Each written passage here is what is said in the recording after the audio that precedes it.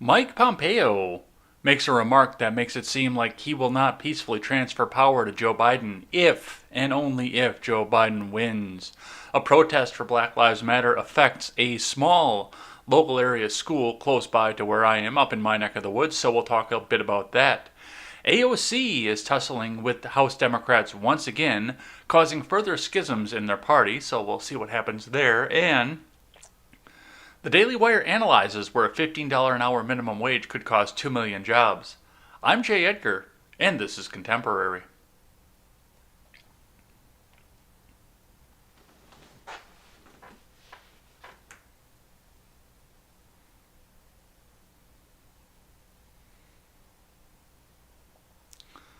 Mike. It's hump day, hump day, hump day. It's Wednesday. Folks, good morning to my fellow deplorables. To those who hate the government, those who love the government, because you guys are welcome here too. To everybody who stops by here for the morning here, my name is Jay Edgar. This is Contemporary. We've got a bunch of stuff to get to today because there were a bunch of moving parts that happened yesterday. Nobody can quite decide whether coronavirus is over or whether it's barreling down harder than ever here. We'll talk a bit about that. Pompeo is being Pompeo, pretty much. That's the best thing I have to say about this. Fox News cut away from Kayleigh McEnany. And so much more here. But before we get into any of this, head on over to freedomscoop.com. Freedomscoop.com is going to be your one-stop shop for all of your news and commentary needs. We carry great shows such as The Daily Ignoramus, The Generational Gap, The R-Rated Conservative, The Breakdown with Birkenhoff, and The Freckles and Brit Show. Come on over and hang out with us over on all of our streams, pick up some of our swag, and help us support great creators. All right, let's look at what the stocks looked like for the day. Looks like they stayed up for the most part through the day. Kind of holding on to the line there just a second at, what was that, about the 11 o'clock mark? Holding on the line of the previous close, so it was an up and a down, and mostly staying up, winding up almost 1 point. So we will see what the investors have to say, starting out with Investors Business Daily. Dow Jones futures rise 200 points while tech futures jump as stock market rotation continues. 6 tech giants sell off. From Scott Littonen. Dow Jones futures along with NASDAQ 100 futures and S&P 500 futures rallied sharply higher early Wednesday as the volatile stock market rotation continues. Tech giants Alibaba, Advanced Micro Devices, JD.com, Microsoft, Nvidia, and Tesla all sold off on Tuesday. We're going back to work. We don't need these stay-at-home companies anymore. The Dow Jones Industrial Average led Tuesday's stock market action with a 0.9% advance, or 262 points. The S&P 500 fell 0.1%, while the tech-heavy NASDAQ Composite sold off 1.4%. Among the Dow Jones leaders, Apple fell 0.3%, while Microsoft slid 3.4%. Meanwhile, Salesforce.com broke down below its 50-day line on Tuesday. Tech leaders Alibaba, AMD, JD.com, Nvidia, and Tesla tumbled. Alibaba, JD.com, and Nvidia trigger key sell signals. Stocks in or near buy zones in the stock market rally are Berry Global and Intuitive Surgical. Datadog briefly plunged more than 10% after the company's earnings results late Tuesday. JD.com, Microsoft, Nvidia, and Tesla are all IBD leaderboard stocks. For the futures, early Wednesday, Dow Jones futures traded up 0.7% versus fair value.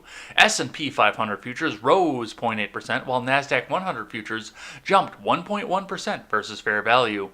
Remember, overnight trading in the Dow Jones futures and elsewhere doesn't necessarily translate into actual trading in the next regular stock market session.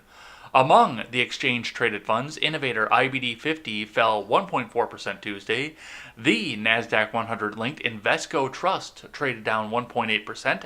Meanwhile, the SPDR S&P 500 ETF SPY lost 1%, or 0.1%. Rather, amid the coronavirus stock market rally, the tech-heavy NASDAQ is up 28.8% for the year through Tuesday's close. Meanwhile, the S&P 500 is up 9.8%. While the Dow is up 3.1% year-to-date through the November 10th close. So that's what we're seeing from that investor here. Let's take a brief look at Market Watch. Dow futures rise 200 points, set to knock on the door of record high on Veterans Day. from Mark DeCamber and Andrea Riquer. U.S. stock index benchmarks were indicated higher early Wednesday, with the advance likely to take the Dow Industrials near a record as investors assessed the composition of their portfolios against the possibility of effective vaccines and remedies for COVID-19. Meanwhile, the Securities Industry and Financial Markets Association has recommended U.S. bond markets close on Wednesday in observance of Veterans Day in the U.S. Futures for the Dow Jones Industrial Average rose 221 points, or 0.8%, to reach 29,541. Those for the S&P 500 index advanced 3150 to reach 35,7250 for a gain of 0.9%. NASDAQ 100 futures climbed 137 points, or 1%, to 11,755.25. On Tuesday, the Dow rose 262.95, or 0.9%, to end at the 29,420.92, near its previous all-time high closing of 29,551.42 set in mid-February. The S&P 500 fell 4.97 points, or 0.1%, to finish 3,545.53, while the NASDAQ Composite slipped 159.93, or 1.4%, to close at 11,553.86. The small cap Russell 2000, meanwhile, rose 1.8%. This week's promise of a viable vaccine, conveniently, right after all the major networks announced that Joe Biden was going to be the next president of the United States, has powered the Dow to near all-time highs and prompted a rotation from large capitalization and technology-related stocks, more likely to prosper during a pandemic, to those names that have been the most vulnerable in the social distancing measures implemented during the spread of the coronavirus in order to make sure that everyone was too afraid to go out and vote in person. Investors are still assessing the merits of dipping into previously left-behind stocks and abandoning mega-cap names after Pfizer and BioNTech on Monday announced that their experimental vaccine showed a 90% efficacy in Phase 3 study, sparking a powerful rally. The pharmaceutical partners on Wednesday announced a deal to provide a supply of 200 million doses of its vaccine candidate to the European Union, marking the largest order for the potential vaccine to date. Eli Lilly and Company's COVID-19 antibody treatment was also approved for emergency use by the U.S. FDA late Monday also. Can't let that get onto Biden's name, so we got to cure it now. And once again, whether or not this was actually something to panic about or if this was just some sort of electioneering technique, we'll never know. Because I guarantee stuff like that's never going to get declassified. But I don't know. You can't argue with timing. Let's keep going here. On to the big news for the day. From ABC News, there will be a smooth transition to second Trump administration, says Pompeo, from Connor Finnegan. Secretary of State Mike Pompeo disputed the apparent results of the 2020 presidential election on Tuesday, saying the outcome was still unresolved and predicting his boss, President Trump, would overcome Joe Biden's current lead of more than 4.6 million votes. Battleground states, you don't get to pull this popular vote bullshit again. No matter how hard you try it, this is not a popular vote contest. Asked whether there would be a smooth transition to a Biden administration, Pompeo responded with a smile. There will be a smooth transition to a second Trump administration. It's unclear if the top U.S. diplomat's prepared line was a joke, but he stood firm behind Trump in casting doubt on the election's integrity and arguing the final results is still unknown, although his words will have no impact on that count. Oh, Jesus, fuck. I'm very confident that we will count, and we must count, every legal vote. We must make sure that any vote that wasn't lawful ought not be counted, Pompeo said during the Tuesday press conference. Those are words you never hear the left say. Election officials from both political parties, including the handful of swing states where the race is closest, have publicly stated that voting went well and without serious irregularities. Bullshit. Trump's campaign is casting doubt on that with a slate of lawsuits alleging voter fraud, most of which have already been dismissed by federal judges. Pompeo, one of Trump's most loyal aides, has defied norms and possibility, even federal law, with his distinctly political style as a secretary. He addressed the Republican National Convention in August and spoke to voters in several swing states during the fall campaign season. During the press briefing, he didn't answer a reporter's question about whether the U.S. failed to conduct fraudulent free election, and later attacked a second reporter for asking what message Trump's refusal to concede sends to other countries. That's ridiculous, and you know it's ridiculous, and you asked it because it's ridiculous. You asked a question that is ridiculous. It is ridiculous how many times Pompeo just said ridiculous in that sentence. He said, interrupting her, heads of government from allied countries began calling Biden this week, starting with Canadian Prime Minister Justin Trudeau on Monday and several others on Tuesday. Congratulations on winning the election, even though none of your states down there have certified it, But we'll figure out what happens, and if we need to spring a coup for you, then we will go down and nicely tell Donald Trump to leave the White House. Because we don't have a military to have intervention with, but we will go down there and nicely tell him to leave the White House. Boris Johnson of the UK, Emmanuel Macron of France, Angela Merkel of Germany, and Michael Martin of Ireland. Pompeo declined to comment on those calls or say what guidance the State Department has provided its diplomats overseas about how to discuss the U.S. elections or refer to Biden. Crotchety old man with hairy legs that likes to have little kids jump in his lap. That would be the proper way to refer to Biden. But he'd said he'd gotten his own calls from foreign leaders who are watching our election. They'll understand that we have a legal process. They understand that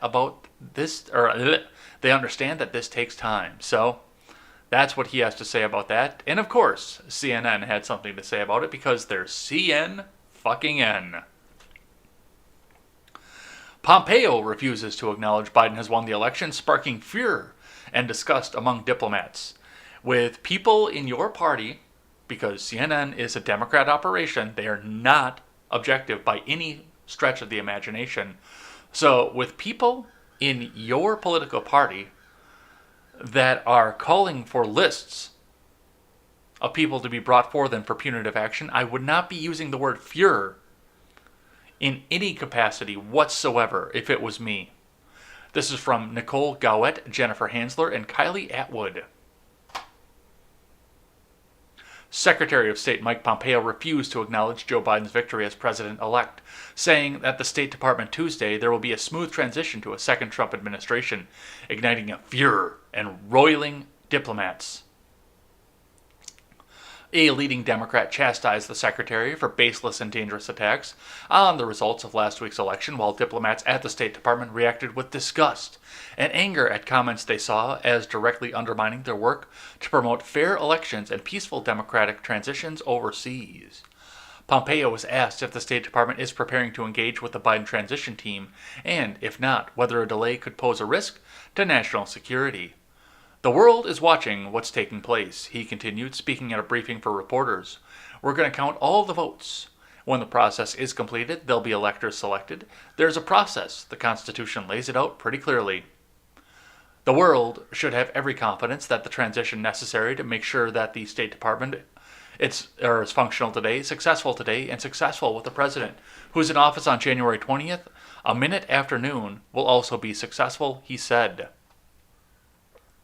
Pompeo's remarks added to the confusion generated by President Trump's refusal to concede the 2020 election and growing concern that a chaotic transition period could indeed undermine a national security. Senior Republican lawmakers and other cabinet officials have also been silent about the former vice president's projected victory that has been, by the way, unprojected. Don't know if you guys know that or not, but that has been unprojected at this point. Even as foreign leaders call to congratulate Biden, Trump has refused to accept the result, with his campaign launching legal challenges and making baseless claims about voter fraud and illegal votes. On Monday, his attorney general authorized federal prosecutors to investigate allegations of voter irregularities, a directive that led the Justice Department's top election crimes prosecutor to resign. So, we'll see what happens there, but of course, it's CNN, so they've got to weigh in and say that the evil orange man is bad because he won't just do what we tell him to do. Let's keep going. From the New York Post. DeBlasio joins crowd celebrating Biden's win, yet slams the Orthodox for outdoor activities. From the Post editorial board, this is an op-ed. Please keep that in mind as we go forward. This cannot be green check verified, even though I've moved off the green check verification for most of what I've been doing. We need to do everything in our power to stop the coronavirus from reasserting in New York City.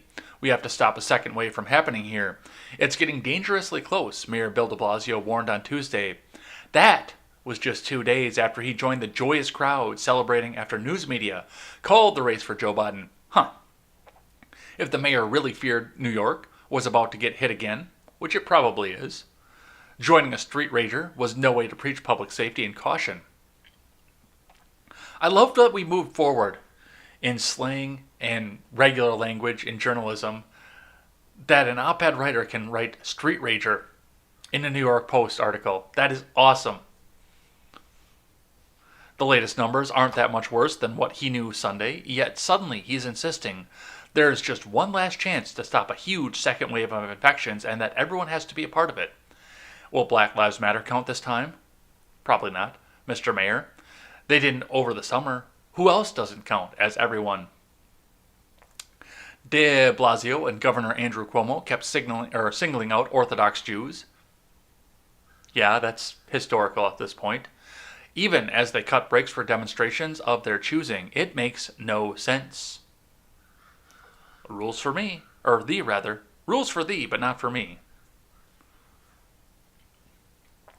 Nor do their hints at a return to total lockdowns. Greater caution is a must, especially for high-risk people. If things get worse, but shutting down outdoor activities or carefully secured religious services makes no sense, especially when the mayor is breaking the rules when he wants to. So yeah, that's absolutely right. DeBlasio is out there with the crowds that we saw packed shoulder to shoulder on Monday, and still saying that we've got to be careful and lock everyone in their homes because there might be a second wave. Let's keep going. From Michigan Live, Michigan law says send voter fraud complaints to police, not the Republican Party, so the police can properly throw them in the garbage and ignore them. From Samuel Dodge, Michigan Republicans want voter fraud complaints sent to them for review. However, that's not how the state law works. Potential violations of state election law shall only be investigated by law enforcement and prosecuted by county prosecuting attorneys, according to laws cited by the Michigan Bureau of Elections. Michigan GOP Chair Laura Cox is distributing via social media a number and email to contact for complaints of voting irregularities. The Secretary of State also has an email tip line available. Here are the state laws regarding who can actually take legal action on these complaints. It is hereby made the duty of every prosecuting attorney, whether he shall receive credible information, then any such offense has been committed, to cause the same to be prosecuted. It is hereby made the duty of any police, sheriff, or peace officer present and having knowledge of any violation of the provisions of this act to forthwith institute criminal proceedings for the punishment of such offender. Michiganders can send federal election law violations to 3 different offices, where they will promptly get thrown in the garbage. Examples of violations include submitting multiple votes, stuffing invalid ballots into ballot boxes, preventing valid voter registration or votes to be given, and more. The 3 investigative contacts for federal voter fraud complaints are Dawn Eisen, election officer for the Eastern District of Michigan, U.S. Department of Justice. Phone number listed. Federal Bureau of Investigation, Detroit Field Office, U.S. Department of Justice, Civil Rights Division, Voting Section, Washington, D.C. Protests by Trump supporters have raged in Michigan since former Vice President Joe Biden was declared the winner of the presidential election in Michigan by nearly 150,000 votes. Detroit's TCF Center has been a hotspot for unrest, as it's where Wayne County's absentee ballots were counted. The county's numbers came in last to give Biden the final margin needed to win Michigan. And yet, this is still going to be investigated, so strap yourselves in. But, oh yeah, if you have a complaint or you notice that there's some fuckery going on, call the police. Don't call the people that are going to be directly affected by it. So the police can throw it out and the Republican Party cannot know about it. Let's keep going. From Click on Detroit. What we know about GOP challenge to Michigan's election results. Republicans locally around the country claimed earlier this week that they have hundreds of sworn statements alleging irregularities and illegal activity at Detroit's TCF Center. Among those making the claims were RNC chair and Michigan native Ronna McDaniel, who detailed the unfounded claims. We saw them putting the plywood on the fucking windows. It's not like that's a secret. In a press conference Monday alongside White House Press Secretary Kayleigh McEnany.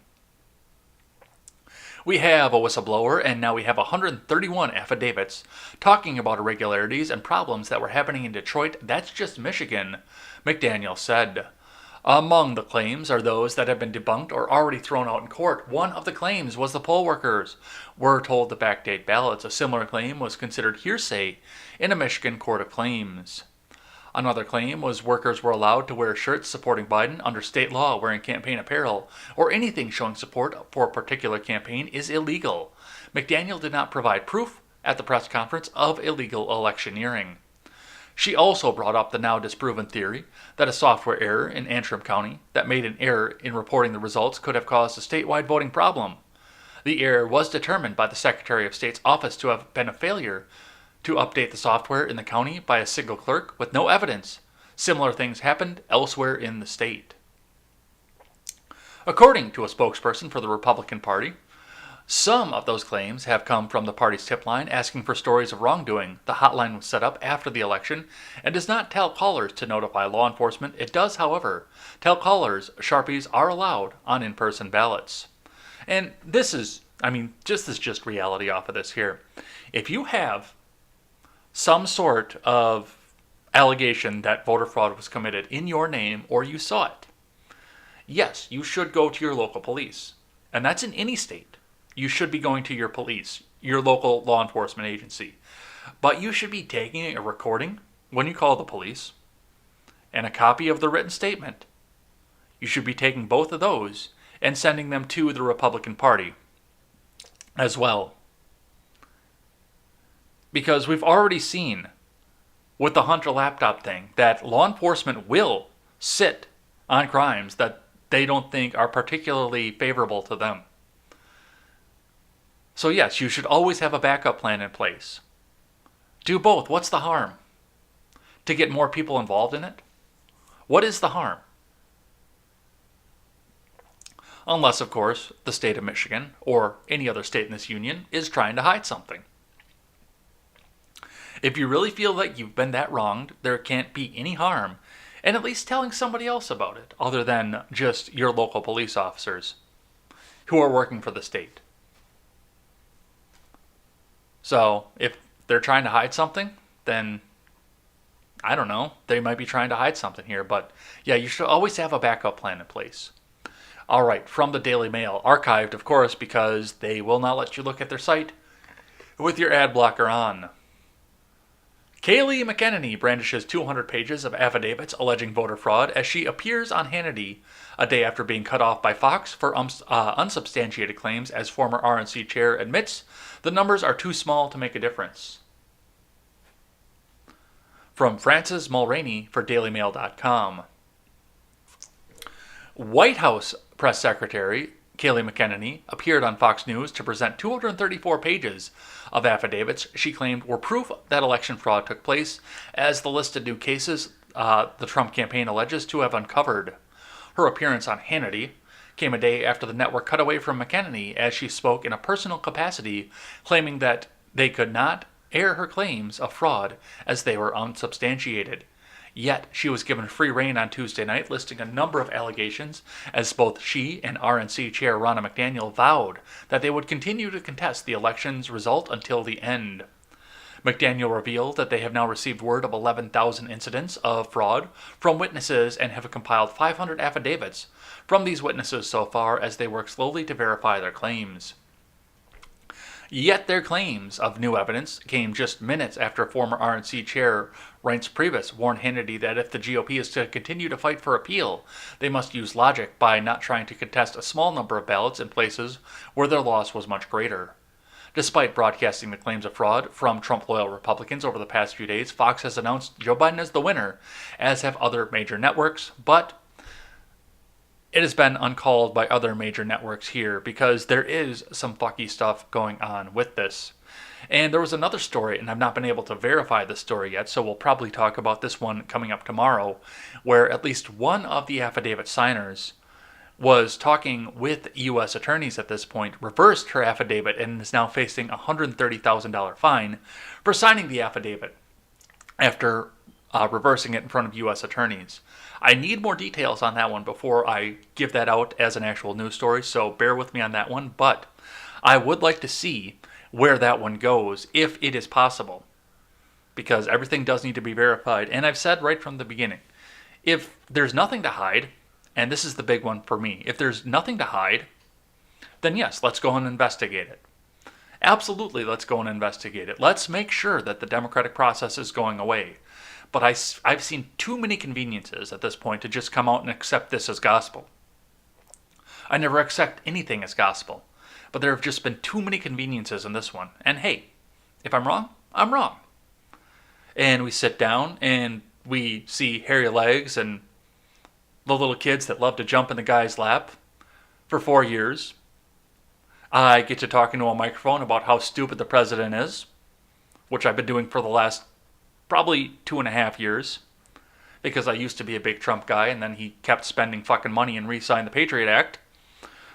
So I can continue talking about how stupid the president is until I get hauled off to prison for dissent against the government when President Harris takes over. So we will see what happens off of this here. Let's move on and talk from Axios. Fox News cuts away from a Kennedy press conference after baseless claims of voter fraud, from Orion Rumler. Fox News cut away from Trump campaign press conference by White House Press Secretary Kayleigh McEnany on Monday after she baselessly accused Democrats of welcoming fraud and welcoming illegal voting in the 2020 election. The Trump campaign is pursuing a likely doomed legal fight to contest their objective here, to contest the results of the 2020 election based on the president's unfounded claims of widespread voter fraud and mail-in ballots stole the election from him. Georgia's Lieutenant Governor Jeff Duncan told CNN on Monday that no credible incidents of systemic fraud or voter disenfranchisement had been reported to his office by the state's Attorney General or Secretary of State. A number of the Trump campaign's lawsuits have already been thrown out of court for several states. There's only one party in America trying to keep observers out of the courtroom, or count room rather, and that party, my friends, is the Democrat Party, McEnany claimed. You take these positions because you're welcoming fraud and you are welcoming the illegal voting. Fox News' Neil Cavuto interrupted the broadcast and said, "Whoa, whoa, whoa, nothing to see here. Just don't worry about this," and continue to congratulate Joe Biden. I want to make sure that maybe they do have something to back that up, but that's an explosive charge to make, that the other side is effectively rigging and cheating. If she does bring proof of that, we will take you back. Control the narrative above all costs. So far, she started saying, right at the outset, welcoming fraud, welcoming illegal voting, not so fast. And honestly, I look at this here. They covered up the windows. We've got the affidavits, which do still need to be verified, innocent until proven guilty, always innocent until proven guilty. But we've got the affidavits, people willing to pay a $130,000 fine if it is found that they're lying. Numerous people willing to pay that kind of fine or face jail time if their affidavits are found to be unfounded or wrong. Let's at least hear them out and see what's going on with this. But my biggest fear right now is that they sat back and tried to steal this election right in front of you. It's going to be a red mirage. We're just going to dump in enough ballots to see right at the end. Oh, whoops. These ballots were supposed to be counted separately. Oh, they're in general population. They don't care if you know whether or not they stole the election at this point. They're just going to do it right out in front of you because it's all about power, not about the American people. All right, let's keep going here. From the Blaze, Black Lives Matter leader to Biden and Harris. We want something for our vote because, yes, now they're going to jump up and make sure that it goes their way because they need to be pandered to throughout this next presidency as well. From Breck Dumas, Black Lives Matter co-founder Patrisse Cullors had sent a letter to Democratic presidential nominee Joe Biden and running mate Kamala Harris after several media outlets declared them the winners in the election against President Trump and Vice President Mike Pence, telling the Democrats, "We want something for our vote." The letter, signed by Cullors on behalf of the Black Lives Matter Global Network, and began by congratulating Biden and Harris on their reported victory before setting out demands for the group's agenda. "We are requesting a meeting with you both to discuss the expectations that we have for your administration and the commitments that must be made to black people," Cullors wrote. "We want something for our vote." Which is hilarious, by the way, that they voted for the person who signed the 1994 crime bill and the woman that used it to every extent she possibly could to get cheap free labor for the state of California.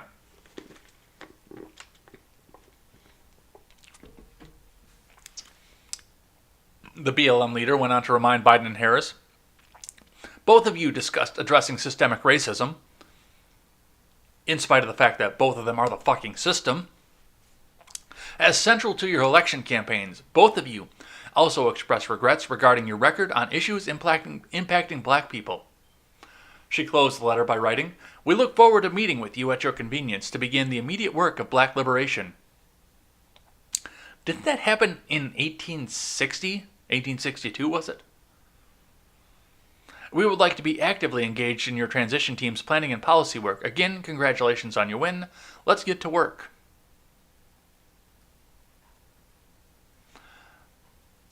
So, here it comes now.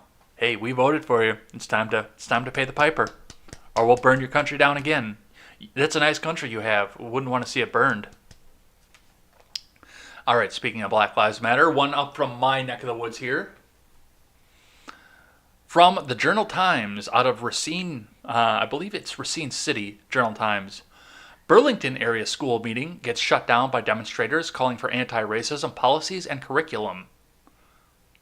And Burlington, by the way, is probably, I don't know, an hour over there. Not even. So, that's not far away from here. That's a western suburb, not suburb even. It's a western community in the western part of Racine County. So, to see this happening there just kind of blows my mind. Now, if it was happening in Racine proper, I wouldn't be surprised. Like, if it happened at Horlick High School or something, wouldn't be surprised at all. But to see this happening in Burlington, I am blown away. But let's see what the Journal-Times has to say. Nothing, they just left me a video. That's lame. Demonstrators calling for anti-racism to be included in the Burlington area school policies and curricula shut down the school board's meeting on Monday, November 9th, when the school board didn't immediately take up the anti-racism proposal following nearly an hour of public comment. And then the video went on to show what happened in there, but of course I archived it so we can't play the video, I don't think. Well, let's try. No, I can't play the video. Because it's archived. Alright, I'm going to remember to throw that one on the stack because the Daily Wire actually did talk about that. We'll talk about that one tomorrow. From the Daily Wire, speaking of, riots and looting have decimated small businesses which lack the insurance necessary to repair. From Ash Shao. The fallout from this summer's riots, which saw businesses, large and small, looted and burned to the ground, continues to be seen, as a news report from the New York Times shines a light on the insurance woes faced by those whose livelihoods were destroyed in the name of racial justice. For months, we have been told that the property doesn't matter and that business owners will recoup their losses thanks to insurance. But as the Times found, this is not the case. While large chains like Walmart and Best Buy will have excellent insurance, many small businesses that have been burnt down since the riots lack similar coverage. And for them, there's no easy way to replace what they lost. The outlet reported, in Kenosha, more than 35 small businesses were completely destroyed. Yeah, we saw some of them. We walked through the car lot. We walked through the furniture store and saw the destruction and the burning for that. It was still smoldering, the furniture store, the first time I went down there. You guys who follow me got to see all of this happen, not in real time, but a day later. and around 80 have been damaged, according to the city's business association. Almost all are locally owned, and many are underinsured or struggling to manage. And yes, that's absolutely it too. A lot of these people moved to Kenosha. Like, some of them came up from Chicago, some of them came down from Milwaukee. A few came down from Green Bay or Appleton or other areas around the state because the political situation and the tensions were volatile in those areas. The mob was running Chicago. So the situations were volatile there.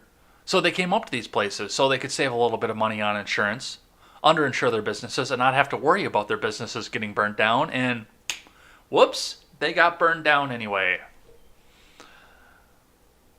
Ricardo Tagliapietra, who owns 3 restaurants in Kenosha, told the Times that small business owners can't simply call corporate and that they don't have that kind of backup.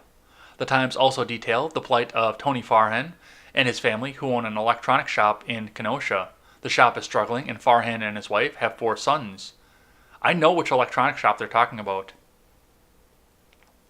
One of whom needs extra health care. The family moved in with Farhan's parents to pay for their son's medical needs.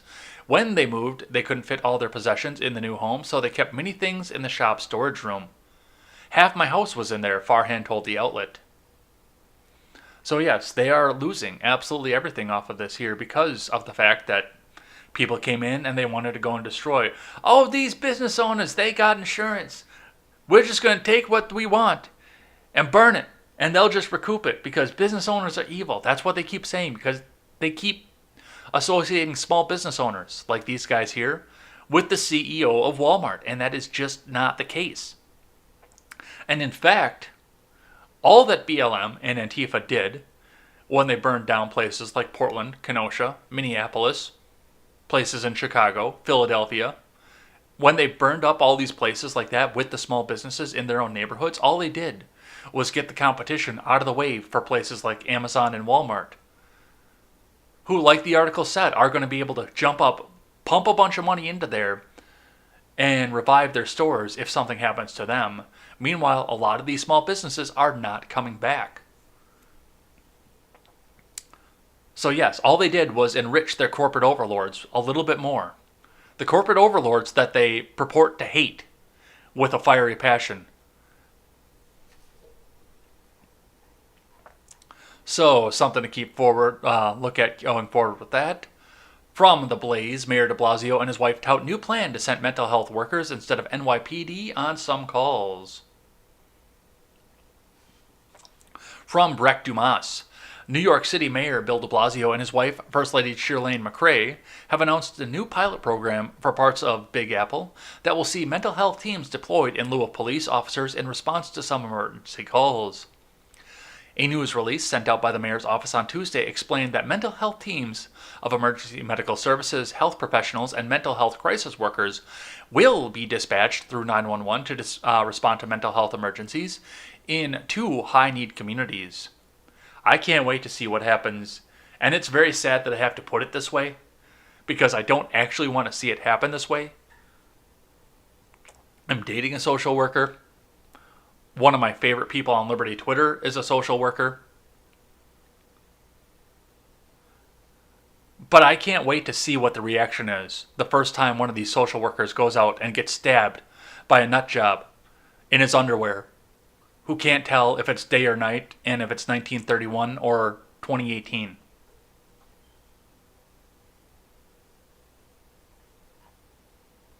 A news release sent out by the mayor's office on Tuesday explained that mental health teams of emergency medical services, health professionals, and mental health crisis workers will be dispatched through 911 to respond to mental health emergencies in 2 high-need communities.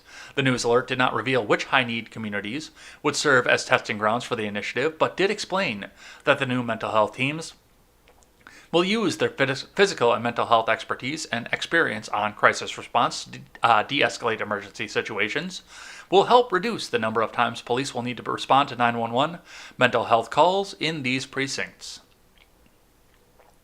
However, the mayor's office noted, in emergency situations involving a weapon or imminent risk of harm, the new mental health teams will respond with NYPD officers. Okay, that makes me feel a little bit better.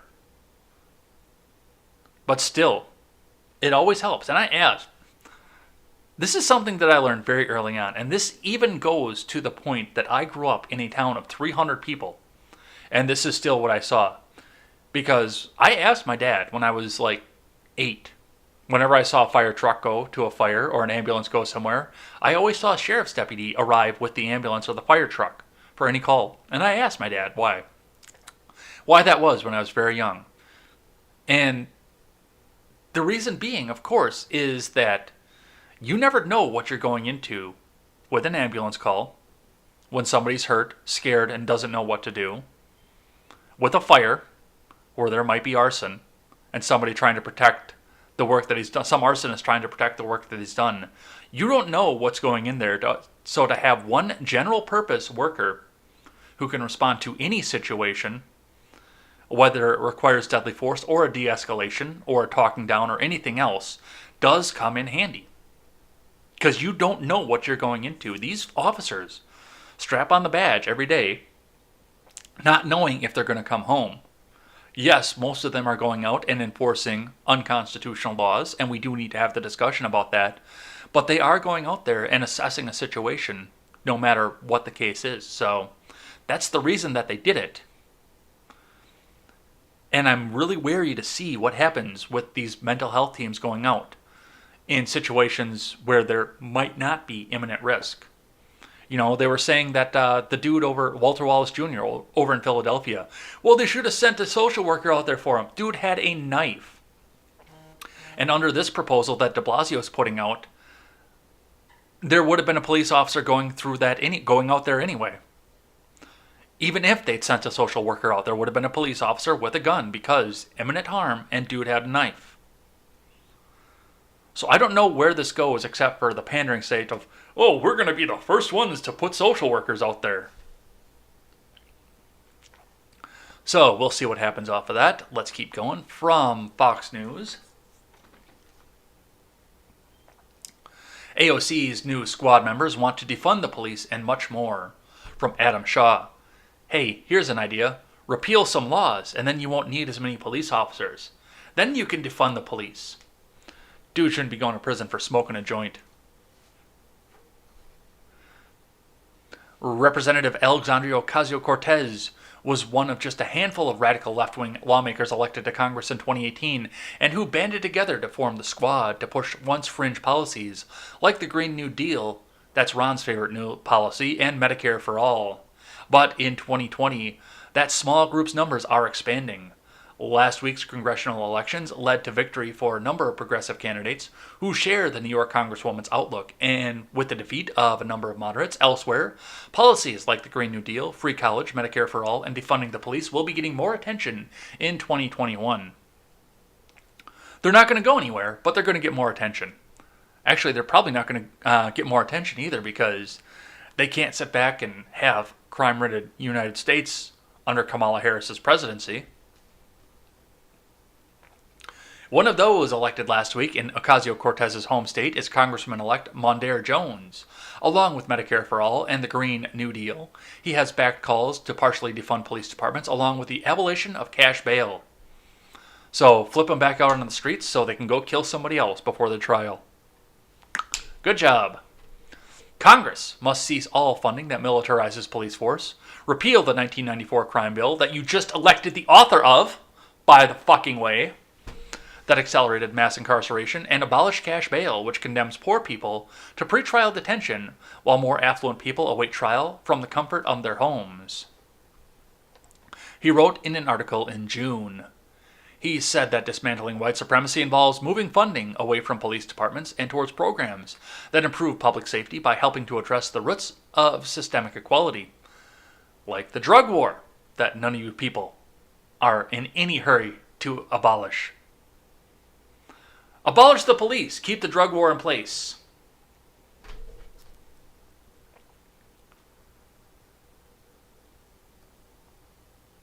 Congressman-elect Jamal Bowman similarly backs the Green New Deal, canceling student debt, free college, Medicare for All, while also calling for the shifting funding and resources from police departments, jails, and prisons to new agencies designed to protect public health. He has pushed a Reconstruction agenda that includes forming a National Truth and Reconciliation Commission to investigate, document, and assess the federal government's role in America's history of racism. He describes a federal investigation and commission modeled on the transitional justice approaches in Germany, South Africa, and Rwanda. Oh yeah, Germany, South Africa are two things that I want to talk about when I talk about racial justice. You know, the places that authored apartheid and the Holocaust. That's exactly who I want to go with to talk about racial injustice with.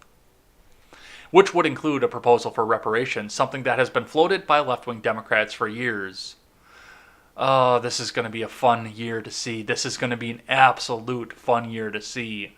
And yes, we will defund the police, but keep that drug war going because we need that cheap prison labor.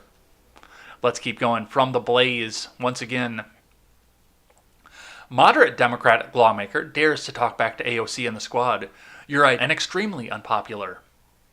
From Chris Fields, Democratic Socialist Representative Alexandria Ocasio-Cortez really does not appreciate that many members of her party, from moderates to liberals who still think straight-up socialism is a losing issue, are blasting the agenda she and her squad have pushed for Democrats for overall poor showing in the 2020 elections. The Congresswoman has tried to lay the blame at the feet of moderates and their campaign failures. One moderate Democrat is daring to call her out and saying she's not a team player and that her ideas are unworkable and extremely unpopular. Well, whether or not they're popular has yet to be seen, because there are a lot of people in California who've been sitting in an echo chamber forever that believe all the bullshit that's fed to them, but unworkable? Yeah, definitely. Especially once we're already $28 trillion in debt. Thanks, stimulus package. Beyond the fight for the White House, Democrats were projected to expand their majority in the U.S. House, quite possibly flip the majority of the U.S. Senate, and flip multiple state legislative chambers. They failed on all counts. Following last week's election results, Democrats blamed anti-police and pro-socialism messaging from far-left members of for their failures. Ocasio-Cortez took exception to these claims and instead blamed the party's losses on GOP smears, connecting Democrats to socialism and defund the police. You said you're a Democratic socialist. That's not a smear. That's what you say.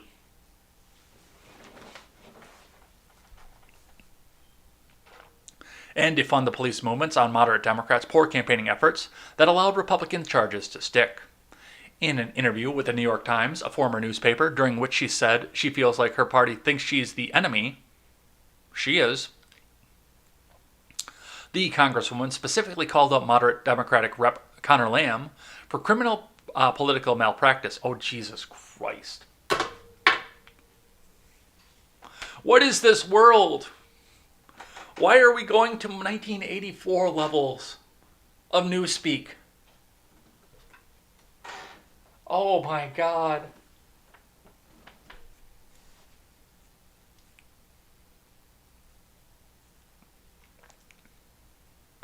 Oh, goodness.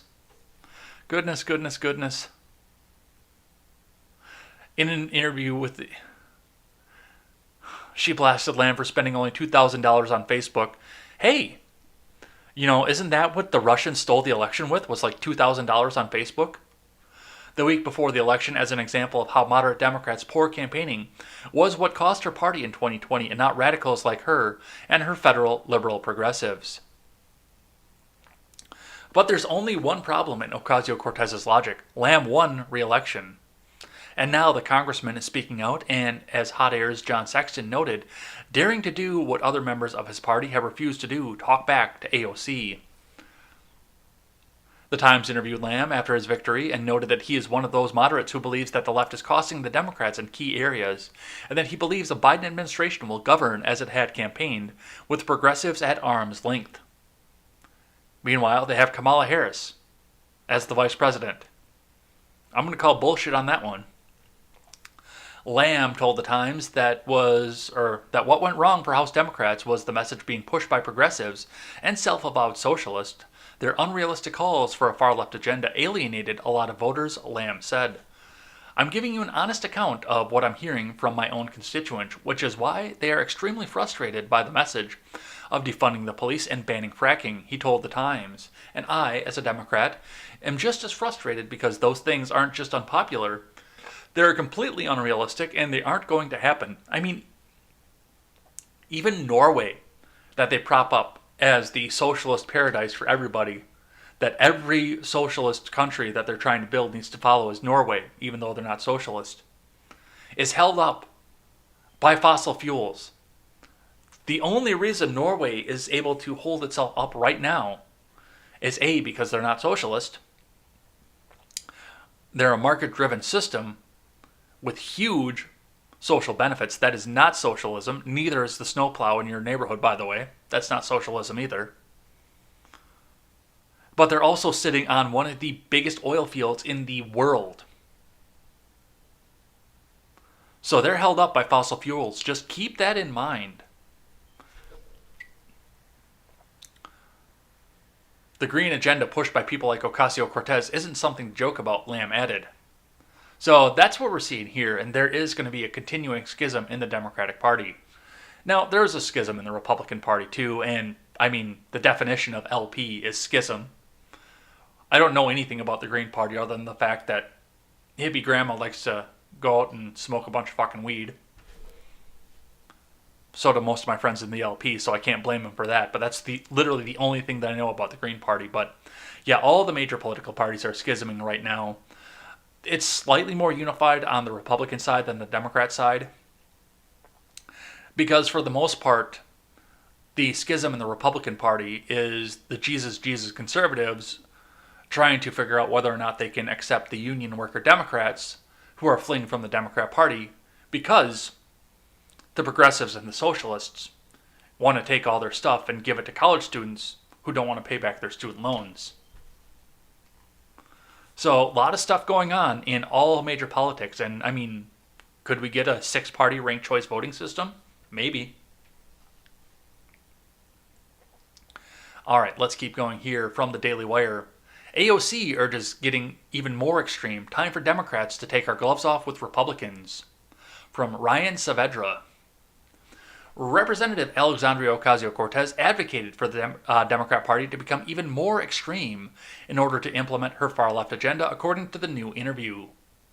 Ocasio-Cortez's remarks came in a Politico article about the Democrats' disastrous House races from last week's election, which saw them lose seats when they were projected to gain them.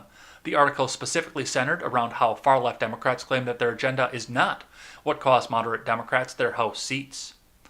Politico reported that the far-left lawmakers argued that the Democrat Party never formed an offensive strategy on key issues, like racial justice. Really? You mean burning down my hometown was not an offensive strategy? Because I was highly offended by that. Apparently, the political left causing billions of dollars in damages from rioting, looting, calling the police cancer, and burning down... I didn't even read this article prior to this. I went into this blind, and Ryan Saavedra just made the exact same point that I did. Ocasio-Cortez stressed to Politico that Democrats needed to focus on racism, or else they will continue to play defense. The Democrat Party has been focused on race since the Civil War. That's all they care about is race. That's their focus. It always has been. Since the day that Republicans took away their slaves.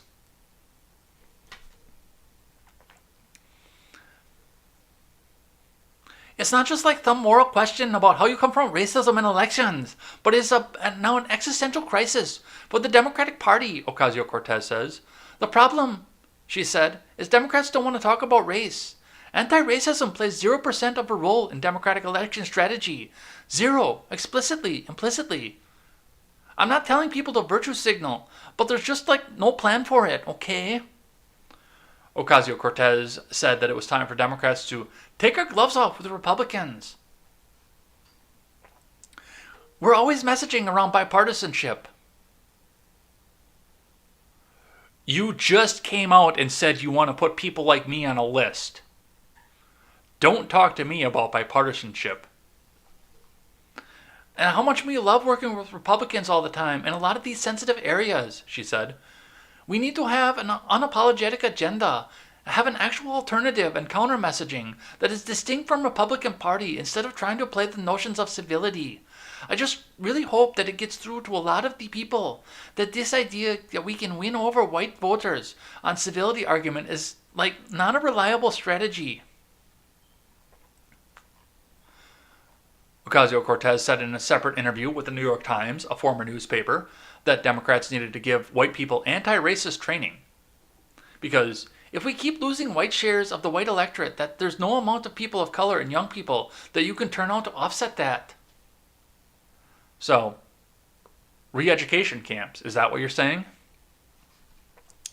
The far-left lawmaker sparked controversy last week when she suggested going after people in the future who supported President Trump. Is anyone archiving these Trump sycophants for when they try to downplay or deny their complicity in the future, she wrote. I foresee a decent probability of many deleted tweets, writings, photos in the future. I'll put my name at the top of that list. And then when it comes time for punitive action, I want you to come down to my door yourself and bring it. All right, that's what we've got for that. Let's keep going. Sonny Hostin sides with AOC's blacklist. Trump officials need to be held accountable, from Fox News. From Joseph A. Wolf's Own. The View co-host Sonny Hostin appeared to side with the idea of an apparent blacklist proposed by Representative Alexandria Ocasio-Cortez of people who helped President Trump carry out his agenda during his time in office. No way. Somebody on The View wants to take a punitive action against Republicans? I'm shocked. Shocked, you say?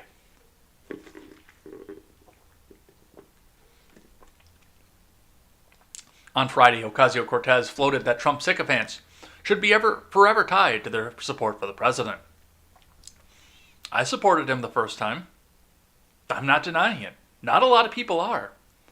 A lot of these people that are going out to the rallies are screaming to the hills, I was the first person to support President Trump. It was me. Pick me. Pick me. And we've read the tweet numerous times already, so we don't need to read it again. Hostin, who had previously expressed her disdain towards anyone who voted for Trump, did not seem bothered by the proposal that anyone who worked for him should face consequences.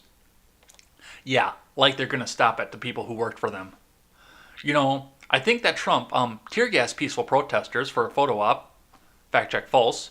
That Trump ripped children from their parents. That was a Clinton era policy. I think that Trump called NFL players sons of bitches. Fact check false. For exercising their First Amendment rights, Hostin said on Tuesday. I think these people in his administration that not only drafted some of those policies, but were complicit in some of those policies shouldn't be forgotten. People like Kirstjen Nielsen, people like Stephen Miller, people like Kellyanne Conway, people like Vice President. Oh, they're making a list. They're making a list, guys. Put this name right on the top of that. Because I will become a martyr for the cause if you guys want to come down to my home, to my door. Because I know for a fact that you won't do it unless you have the entire might of the U.S. Army standing behind you. You will not. I know you won't. You don't have it in you to come down here and exercise the laws that you put out there by yourself. You've got to rely on police officers that you want to defund, unless they're doing your bidding. Who woefully inadequate at his role of being the head of the coronavirus task force, and people like Ben Carson and Betsy DeVos. I don't think that those people should be able to profit from their experience within the Trump administration, and I don't think they should be forgotten. I don't think we should look the other way.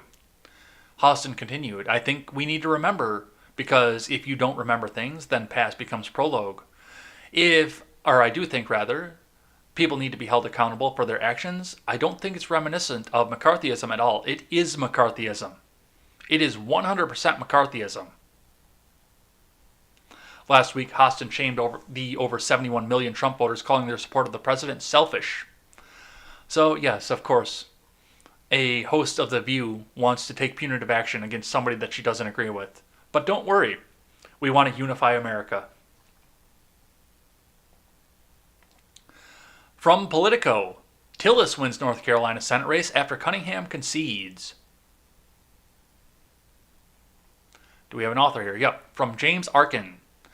GOP Senator Tom Tillis won a second term in North Carolina after Democrat Cal Cunningham conceded defeat Tuesday in what was the most expensive Senate election in the country this year.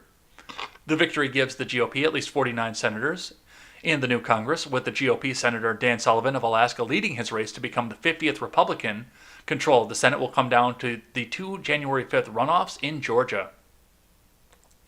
North Carolina was the epicenter of the battle for the Senate in 2020, easily topping the $200 million in total spending on its way to becoming the most expensive Senate race of all time.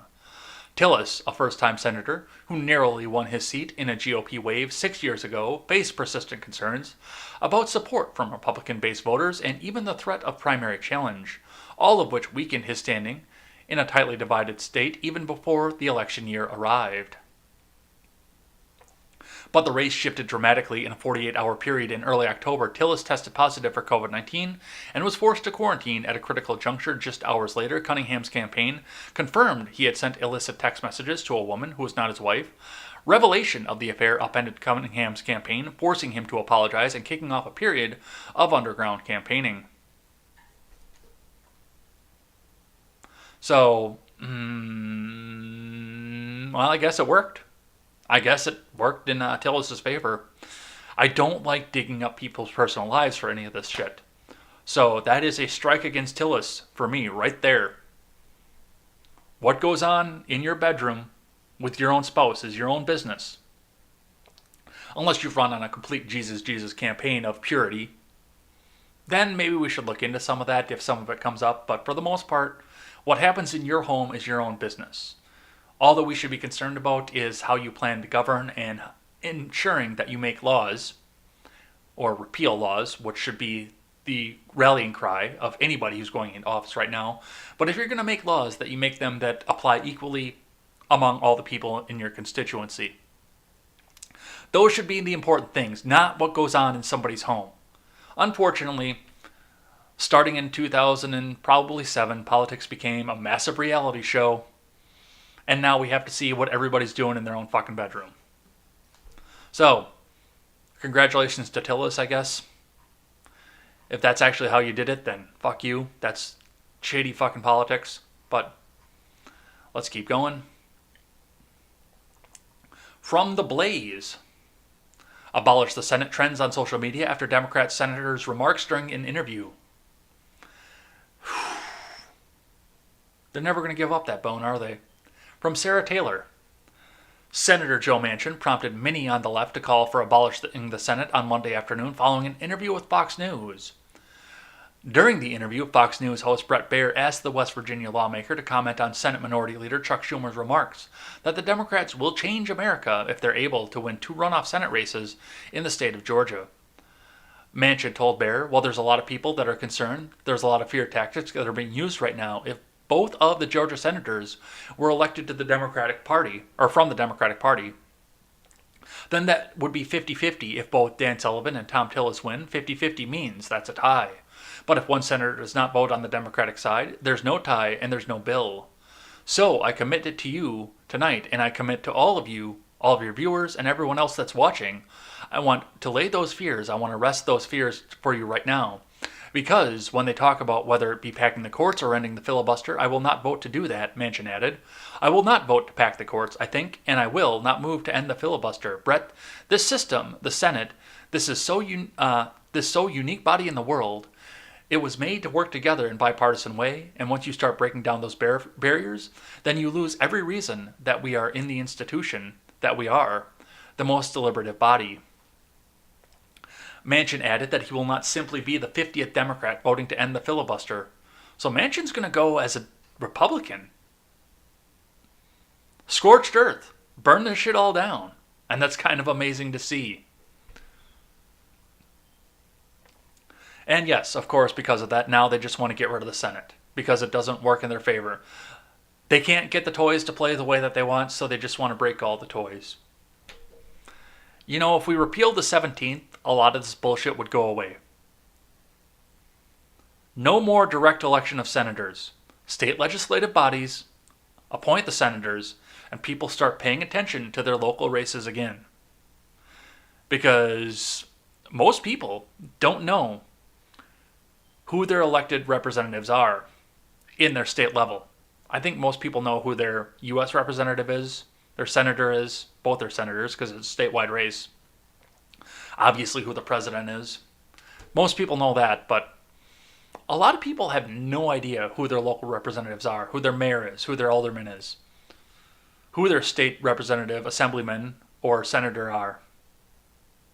I know, because I'm pretty eager about this stuff, but I think most people don't know that. And if we repeal the 17th, then we'll get a lot more focus on those lower races, because those will be the people that are appointing your senator. Let's keep going. The Senate was never meant to, the federal government was never meant to make laws on behalf of you anyway. It was supposed to be foreign diplomacy and interstate commerce. None of these federal laws about drugs, larceny, anything else like that, that was all supposed to be handled at a state or local level. So none of these laws that the people think that they're voting for senators on were ever supposed to affect you. All right, let's keep going. We got just a couple more here. One from that kooky fucking skeleton that governs my state. Evers announces new order advising people to stay home. Governor Evers tonight is announcing Executive Order 94. He loves his executive orders, doesn't he? Which includes new measures to combat the spread of COVID-19 after he's violated the state constitution for the third time, by the way. He is well beyond his ability to make any more of these orders. Evers announced the order during a primetime speech to the state. Watch the speech live on Facebook or in the player above. Executive Order number 94 advises Wisconsinites to stay home, urges precautions Wisconsinites should take to stay safe if they have to leave their home, and encourages businesses to take additional steps to protect workers, customers, and the surrounding community. Evers also announced that he would be introducing new COVID-19 response legislation that is going to get shut down in the state legislature. To provide more support for Wisconsinites, he also once again called on Congress to pass legislation providing additional resources to states across the country. I'm not going to read his speech. I don't care about Evers, and I don't wear a mask, so fuck that dude. Let's keep going. From WOOD TV 8 out of Grand Rapids. Very serious. 6,400 new coronavirus cases, 84 linked deaths. And that's interesting to note that they said linked deaths now, because that's not what they used to say. It used to be, it's just the deaths. That's the deaths. But now that the vaccine is coming out, now it's linked deaths. Interesting note with that one. From WOOD TV staff. Michigan on Tuesday announced 6,473 more cases of the coronavirus had been confirmed in the state, and 84 more related deaths recorded. This is very serious. As scary as the spring was, these numbers are worse than what we were seeing in the spring, and we are seeing our hospitals start to fill up, Governor Gretchen Whitmer said about the surge of cases in Michigan. The governor listed preliminary numbers at a Tuesday press conference about the professional licensing options for veterans before the Michigan Department of Health and Human Services released its daily data update. When that data was released around 3 p.m., it indicated 25 of the 84 deaths were discovered during a review of death certificates to find that had not been reported to MDHHS. Michigan has now seen the 7,724 deaths associated with the virus. They're not from the virus anymore, they're associated with the virus. That's some newspeak shit right there, and 223,277 cases confirmed since it was first detected in the state in March. Whitmer said she was in contact with the MDHHS leaders about what actions it can take next through epidemic orders. However, Whitmer did not provide any details about what the next actions may be. This has been a long, tough year for a lot of us, for most of us, probably for every single one of us, and yet we're not through it yet, Whitmer said. Yeah, now that the vaccine is out, now they're associated deaths. They're not actually deaths anymore. Can't let the coronavirus affect Joe Biden's presidency. So we'll see what happens there. Speaking of healthcare, SCOTUS starts hearings on Obamacare. Here's what you need to know from Hank Berrien. On Tuesday, the Supreme Court began hearing oral arguments on a challenge to the Affordable Care Act, aka Obamacare, in the case California versus Texas. The case revolves around whether the plaintiffs have established standing to challenge the minimum coverage provision in the Act, as well as whether the minimum coverage provision can be severed from the rest of the ACA. Some Republican-governed states have attacked the law's individual insurance mandates as unconstitutional, and thus they want the Supreme Court to repeal the entire law. As Law.com reported in July, the Trump administration's U.S. Justice Department argues in the healthcare case California versus Texas that the entire healthcare insurance law should fall after Congress in 2017 eliminated the tax penalty for failure to purchase health insurance. The penalty provision could not be severed from the rest of the Act because of its interrelationship to other critical features of the law, then U.S. Solicitor General Noel Francisco said in a recent brief. And yes, first and foremost, it is 100% unconstitutional for the federal government to tell you that you have to own a product or have to purchase a product. That is 100% unconstitutional on its head. But they got around it with the individual mandate by calling that a tax instead of a fine when they applied it. It is a fine, but the Supreme Court ruled it as a tax, and Congress has the authority to tax per the 16th Amendment, which is also another bullshit amendment that needs to get thrown the fuck out. So yes, per that amendment, Congress has the authority to tax. So yes, if they call it a tax and not a fine, then, oh, it's all good now. Yes, you have to own insurance. So we'll see what happens off of this here. I know this was the big panic attack that was coming because Amy Coney Barrett is going to take your health care away instead of kicking it back to the states where it belongs. All right, let's keep going from here. I got just a couple more, then we'll do something I'm thankful for, and we'll head on out of here. Biden coronavirus advisor wants U.S. to distribute vaccine globally before it's available to all Americans. From Yale Halon. Yep, just keep ourselves locked down a little bit more so we can get more people on the government fucking teat after they've lost their jobs, and we'll make sure that our corporate overlords, Walmart and Amazon, get all the business after we shut down all the small businesses because they can't stand up. Oncologist Dr. Zeke Emanuel, one of 10 advisory board members named to Democratic presidential-elect Joe Biden's coronavirus task force, has pushed the U.S. and other countries to not hoard a coronavirus vaccine. Emanuel, who served as a key architect of the Affordable Care Act under the Obama administration, co-authored a paper in September in which he encouraged officials to follow the fair priority model, which calls for a fair international distribution of the vaccine, rather than what he and his co-authors characterized as vaccine nationalism. The model allows the country that produces the vaccine to hold onto enough of a supply to reach a threshold for herd immunity, RT below 1.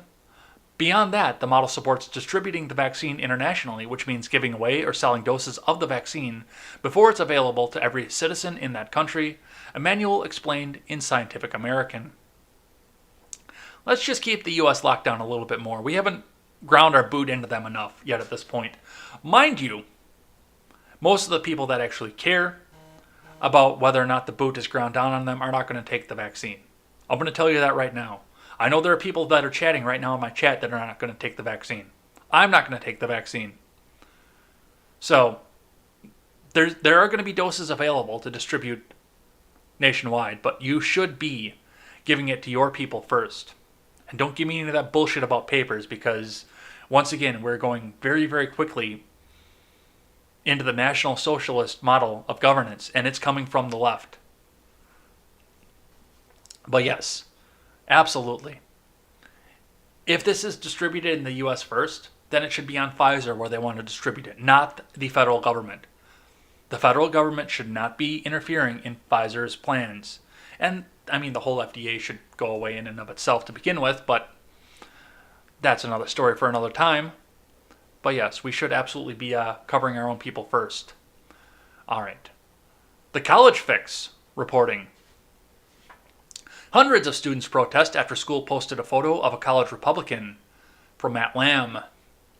Hundreds of students recently protested at Bates College after the school posted one photo of a college Republican leader on Instagram as part of a planned series on student voting leading up to the 2020 election.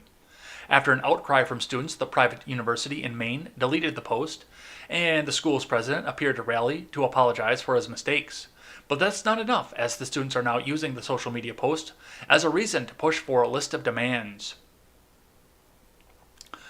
On October 23rd, the Bates Communications Office posted a slideshow featuring 11 students who are voting in their first presidential election.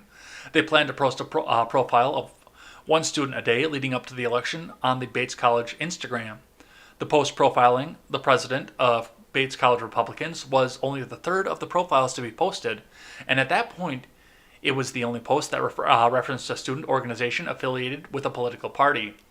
But all but one of the 11 students featured in the series belong to either neutral or left-leaning student organizations, including Bates Votes, High Altitude Ballooning Club, and the Environmental Coalition. The college deleted the entire slideshow and photo from its Instagram. So they are so concerned at this point that one of their fellow students is voting his conscience, whatever the way that he wants to vote, not telling them how to vote, maybe possibly encouraging them, but not directly telling them how they have to vote, that they have to go out and protest. Folks, Gen Z is just as fucking broken as Gen Y. Alright, a couple more from the Daily Wire. A $15 an hour minimum wage could cost 2 million jobs, professors conclude. Instituting a minimum wage hike to $15 an hour, as Democrat presidential candidate Joe Biden supports, would cost 2 million American jobs, a new report claimed. The report from economics professor David McPherson at Trinity University in Texas and business professor William Even at Miami University in Ohio found exactly what we've been telling you all. For the first time, somebody said $15 an hour minimum wage. Small businesses go away. Walmarts and Amazons become bigger and more powerful and employ more people. You get the competition out of the way for the corporate billionaires that you claim to hate. I don't need to go into this. We know what's going on with this one. From the Blaze, and that'll be the last one from the news, then we'll do something I'm thankful for and head on out of here. Social media app alternative to Twitter soars to number 1 on Apple download charts after election censorship. The CEO of Parler criticized Twitter censorship of conservatives. From Carlos Garcia. A social media application touted as the free speech alternative to Twitter shot up to the top of Apple's downloading charts after numerous incidents of censorship over the election. And I bet you Apple then turns around and censors it because they're letting conservatives speak. Oh my God! Parler officially launched in 2018 and has gained millions of followers since, some of which were banned on Twitter or abandoned the platform over their attempts to censor speech. KUSI-TV said the alternative platform was the number 1 downloaded application on Apple the weekend after the election. Parler, which is based in Henderson, Nevada, made similar headlines in June when prominent conservatives pushed a campaign to abandon Twitter in favor of the alternative platform. Many supporters and allies of President Trump excoriated Twitter after the election when the president claimed that he had won the election with large margins, and Twitter slapped his tweets with a warning that his claims were misleading. Alright, and here's the deal about Parler. Now, for me, who talks about politics for this, I hope, with my little program, to encourage people to at least second guess what the Democrat Party is doing for them. There are a lot of people whose minds I'm not going to change. They're too deeply entrenched. And how did Morpheus put it? There are people out there who are too inured, too dependent on the system, that they will fight to the death to try and keep it alive. Those people are never going to come over to the side, but I do hope that I get some aspect of getting people to question what the Democrat Party is. That's how I got to where I am, being as anti-government as I am, to having the Gadsden flag sitting behind me. That's how I got there, because I was a reliable Democrat forever. But I started seeing enough out there that I questioned what the party, capital T, capital P, was doing. That's why I choose to stay on Twitter. Otherwise, I would have ditched their asses long ago, too. Because I'd like to take some time and reach out to people over on the left and say, hey, think about this for just a sec. I'm not going to tell them how to think. I just want them to consider another aspect of it. And I can't reach out to them from Parler because these people are going to come out and say, Parler, that's a Nazi site. That's just where Nazis go because they got censored by Twitter. And I don't want to sit in a right-wing echo chamber any more than I want to sit in a left-wing echo chamber, but at least in a left-wing echo chamber, I can pick a couple other people off along the way. And hopefully, you'll at least consider what I have to say if you're watching this either now or at a later date over on the left. Hopefully you'll consider what I have to say. I can't tell you what to think, but I can plant the idea in your head and at least get you thinking about it a little bit here. Present you another side from what MSNBC, CNN, and even Fox News at this point is telling you, because they have a narrative to control. So I'm hoping I can do that, and I'm hoping I can let Twitter be a place where I can say that. I mean, a lot of people will just block you without even considering a second idea or a second position, but I'm hoping that I can. That's why I stay there. But Parler is out there if you get banned from Twitter, or if you don't just want to sit in the left-wing echo chamber. It's out there. Absolutely do it. I don't have a Parler. Maybe I should. But, yeah, it's possible. And honestly, if the Donald goes over to Parler, it's going to get flooded by a lot more left-wing people because they want to be the first one to sit there, see the parlay, and say, oh my God, he said something racist. I'm going to tweet about it. He said something racist. I'm going to tweet about it. So that's what we're seeing up off of this here. And with that, we're going to finish up with the news. Let's do something I'm thankful for and head on out of here. So this week, I've been looking at a lot of election things, obviously. And last week, I looked at a lot of election things. The fact that the Donald hasn't conceded yet at this point. The fact that the Donald's followers haven't conceded yet at this point. And I'm thankful for that. The fact that there's no concession yet at this point. We often looked at Republicans as people who just roll over and concede at the first moment of trouble. I think Mitt could have challenged the second Barack term. I don't think he could have challenged. I don't think McCain could have challenged the first one. I think there was just too much going on there, too much momentum for the first Barack term for McCain to have jumped in and made a challenge. I think Mitt could have challenged the second term and probably won because there were enough people that were sick of Barack at that point that I don't know if that one was completely above board. I think Mitt could have at least challenged it. Instead, he conceded on election night. He was ahead in the popular vote when he conceded, by the way, but that did change as everything went along. And as the final vote tallies were counted, Barack did wind up pulling ahead of him in the popular vote. You get the government that you deserve. And if you're not willing to fight for a better government, then you still get the government that you deserve. You don't get the government that you want, you get the government that you deserve. And the American people deserve a more accountable government, which we got under the Trump presidency. Let's be honest. The media was up his ass every single fucking day. And he couldn't fight without the media making a federal case out of it. A lot of people say, well, he was so cryptic, he wouldn't do anything, he was so secretive, he lied everywhere. No, we got the most transparent presidency we ever got under Donald Trump because the media wanted to be the first one to report on whatever racist thing that he said. We got a transparent presidency under that, and we are going to go to a completely opaque presidency under Joe Biden again if he does manage to win. We get the government we deserve, and we are out here to fight for the government that we want. Do we deserve the government we want? Time has yet to tell about that, but at least people are out there willing to fight. I'll sit here behind the microphone telling you about what's happening here, commenting on what the mainstream media is trying to tell you, and showing you where some of it's wrong, some of it's right, and where it goes from there. And people are willing to go out and peacefully protest and demonstrate to try and get the government that they want. And that's what I'm thankful for. And we will see come January what government we deserve. And that's going to be it for the day here. We will be back here tomorrow with more news and more contemporary. I'm sure there's going to be much more. I know that there are a couple here, including that mysterious story out of Burlington. I will find more information about that and get that out to you. So look forward for that for tomorrow. Until then, I'm Jay Edgar, and this is Contemporary.